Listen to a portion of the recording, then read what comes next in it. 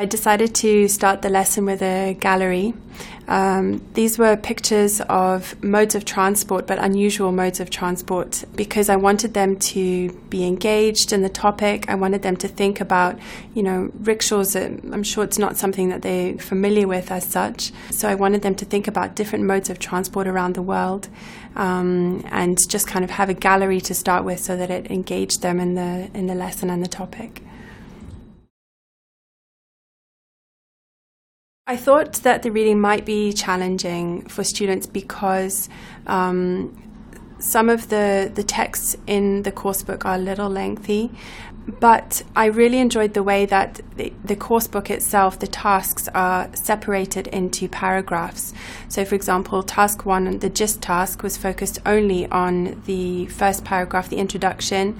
The detailed task was 2 and 3, and then the final task was focused only on 4.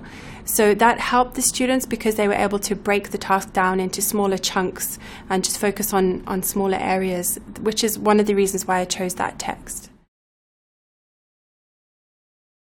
I really enjoy using this particular coursebook because of its sort of worldview, I think.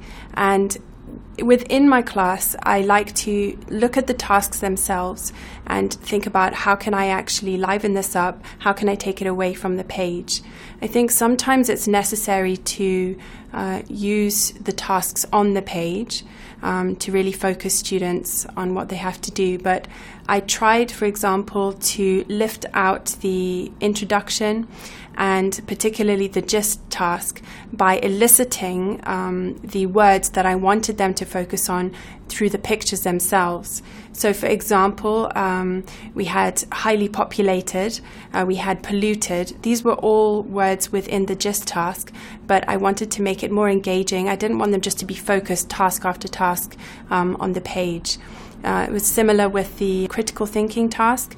I decided to put those quotes in speech bubbles just to make it more engaging for students. They weren't constantly sort of focused in on the coursebook page. So this is something that I always try to do. I look at each task individually and think, how can I lift it off the page to make it more engaging and interactive for students? I think the coursebook is as the teacher should be, a facilitator.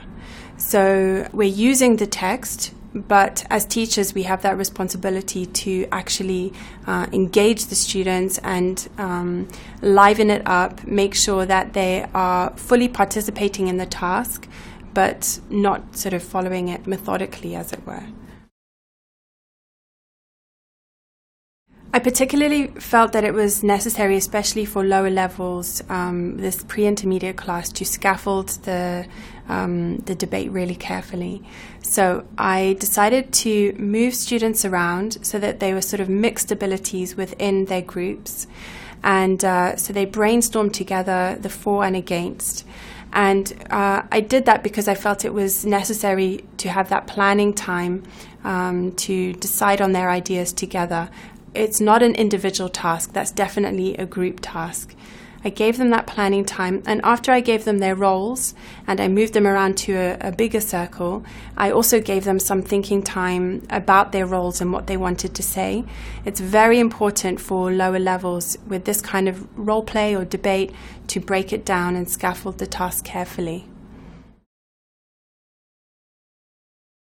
I monitored while the students were within their discussion, and I wrote down some of their sentences, some of their mispronunciations.